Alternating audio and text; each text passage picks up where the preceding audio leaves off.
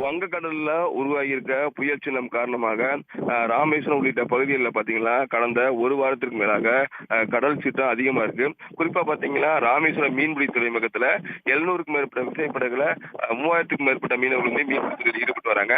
இன்னும் பாத்தீங்கன்னா ராமேஸ்வரம் துறைமுகம் மற்றும் பாம்பன் மண்டம் உள்ளிட்ட பகுதிகளில் பாத்தீங்கன்னா மணிக்கு 45 கிலோமீட்டர் வேகத்துல இருந்து 50 கிலோமீட்டர் வேகத்துல பலத்த சூறை காற்று வீசி வருகிறது.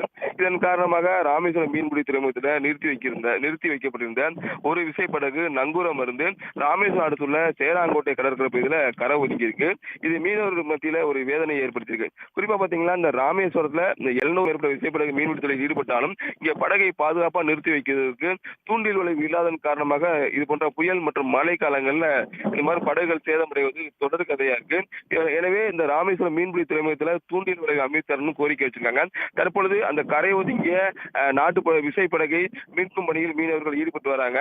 இருந்த போதிலும் ராமேஸ்வரம் பாம்பன் உள்ளிட்ட பகுதிகளில் பாத்தீங்கன்னா காற்று வேகம் அதிகமா இருக்கு. அதே போல கடல் சீற்றம் அதிகமா இருக்கு. அனைத்து மீனவர்களுமே தங்கள் படகுகளில் ஏறி படகை பாதுகாக்கும் பணியில ராமேஸ்வரம் மண்டம் உள்ளிட்ட பகுதிகளில் மீனவர்கள் ஈடுபட்டு வராங்க.